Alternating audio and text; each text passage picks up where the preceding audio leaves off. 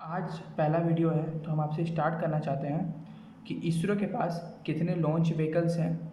और पता ही है कि लॉन्च व्हीकल क्या होता है। लॉन्च मतलब जो इसरो हम लोग जैसे सैटेलाइट लॉन्च करते हैं, जैसे हम लोग ने इस बार किया चंद्रयान 3। इसरो क्या होता है, जो जैसे यूएस, रशिया, ये सब के जो स्पेस रिसर्च मिशन होते हैं उसको सक्सेसफुल बनाता है उसका एक गवर्नमेंट ऑर्गेनाइजेशन। जैसे यूएस के पास है नासा, उसी तरह हमारे पास है इंडियन स्पेस रिसर्च और Indian space research organisation ISRO. तो अब हम लोग जानते हैं कि इसरो के पास कितने लॉन्च व्हीकल्स हैं। तो पहला लॉन्च व्हीकल इसरो के पास है satellite launch vehicles. First rocket develop was SLV, मतलब ये सबसे पहला सैटेलाइट लॉन्च व्हीकल्स है जो डेवलप किया गया था इसरो के द्वारा। ये 90s में किया गया था, 1990s में या 90s की तरफ किया गया था। उसके बाद हमारे पास फिर आस्ते आस्ते उस पर इम्प्रूवमेंट आई। जो सेकेंड लॉन्च व्हीकल इसरो ने डेवलप किया उसका नाम था augmented satellite launch vehicle, ASLV जिसको हम लोग कहते हैं। ASLV बहुत बार सुने होंगे आप न्यूज़ में। तो जो हमारा SLV होता है और ASLV होता है, ये क्या करता था, ये mainly they carry small satellite, छोटे छोटे सैटेलाइट को अंतरिक्ष में भेजने या स्पेस में भेजने के लिए इनको काम आता था। और इनका मैक्सिमम पेलोड था 150 kg, मतलब सैटेलाइट का वजन मैक्सिमम हो सकता है एक 150 kg। और ये सब सिर्फ लोअर अर्थ ऑर्बिट में, मतलब अर्थ के नीचे ऑर्बिट में ही ये सब इसको कामयाब बनाता था ले जाने के लिए। उसके बाद ये लोग 90s तक ये काम में आया। उससे पहले जब तक PSLV नहीं आ गया। PSLV जो अभी भी यूज़ होता है, जो अभी भी हम लोग करेंटली यूज़ करते हैं इसरो के द्वारा, polar satellite launch vehicle, polar, ये हुआ था लॉन्च 1994 में। इसका पहला टाइप लॉन्च हुआ था 1994 में। लेकिन अभी जो यूज़ होता है वो बहुत ज़्यादा इम्प्रूव वर्जन है।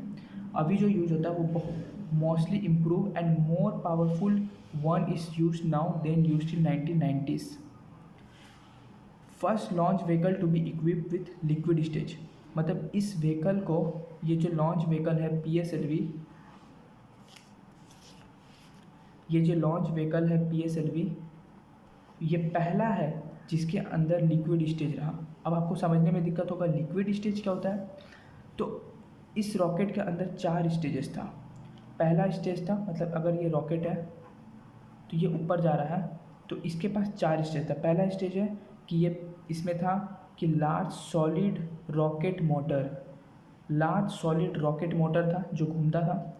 उसके बाद था इसके बाद अर्थ स्टोरेबल लिक्विड स्टेज, मतलब एक लिक्विड था जो स्टोर होने के लिए था, उसके अंदर था। और तीसरा था high performance solid rocket motor, high performance solid rocket motor. ये इम्पोर्टेंट, ये ऐड किया गया था, न्यू एडिशन, न्यू ऐड हुआ था लिक्विड स्टेट विच इंजिन्स। ये पहला लॉन्च व्हीकल था जिसके पास लिक्विड स्टेज था, लिक्विड स्टेज विथ इंजिन्स। इसका सक्सेसफुल रेशियो देखिए, 52 आउट ऑफ 54 सक्सेसफुल हुआ था। मतलब 54 में से 52 सक्सेसफुल हुआ था। जैसे हम लोग याद करें चंद्रयान 1 तो 2008, मार्स ऑर्बिटर स्पेसक्राफ्ट 2013। इसके बाद आता है जो PSLV से भी सबसे मजबूत, जो PSLV से भी मजबूत था, उसका नाम था हमारा GSLV, geosynchronous satellite launch vehicle. तो ये सैटेलाइट हम लोगों को कहाँ काम आया था, more powerful than PSLV, PSLV से ज़्यादा powerful, carry heavier satellite much deeper into space, मतलब हेवियर सैटेलाइट को लेके गया लेकिन बहुत अंदर, जितना अंदर तक वो ले जा सकता है। 18 मिशन, सिर्फ 4 फेलियर हुआ। 18 मिशन में सिर्फ 4 फेलियर। 10,000 kg तक लेके जा सकता है, लेकिन 10,000 kg तक इसका मैक्स है सिर्फ लोअर ऑर्बिट में। हायर ऑर्बिट में सिर्फ ये, हायर ऑर्बिट में 4,000 kg तक ही लेके जा सकता है। तो इसी के लिए इस अभी जो न्यूज़ में आप लोग सुने होंगे कि इसरो अपना एक सैटेलाइट लॉन्च के लिए स्पेसएक्स को पैसा देने वाला है, इसी के कारण ये जो पेलोड है ना, इसका जो मैक्स पेलोड है, इसी के कारण इसका एक डिटेल वीडियो बाद में आने वाला है। और मोस्ट पावर अभी हमारे पास जो इसका सबसे मोस्ट पावरफुल है वो GSLV Mark 3, जिसका पेलोड है 4000 kg, सबसे पावरफुल अभी है।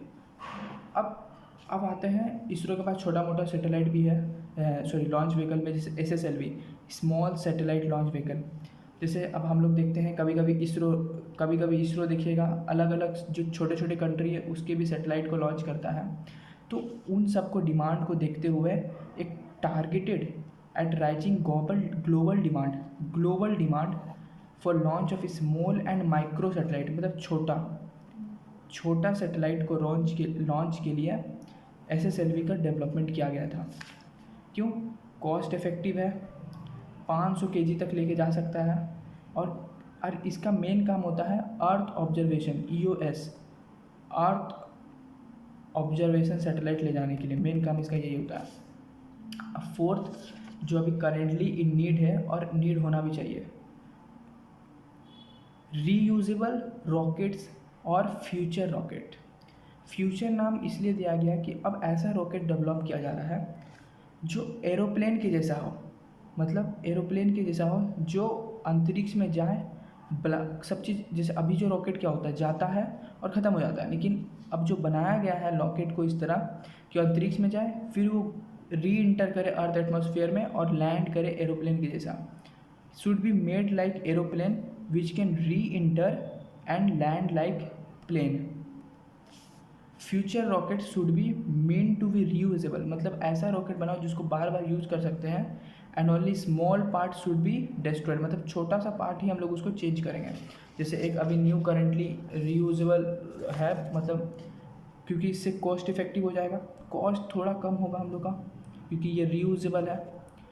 Fully reusable are still to be developed, मतलब फुल्ली रीयूजेबल हम लोग अभी तुरंत बना रहे हैं पर पूरा नहीं बना है, but partially are in use, partially अभी यूज, मतलब पूरा कंप्लीट रीयूजेबल अभी बनना स्टार्ट नहीं हुआ है, लेकिन अभी पार्शियली हम लोग बना लिए हैं और अभी यूज़ में हो रहा है। जैसे इसका नाम है RLV-TD, reusable launch vehicle technology demonstrator, successful test flight in 2016 में इसका टेस्ट फ्लाइट भी हो गया है और जो सक्सेसफुल हो गया है।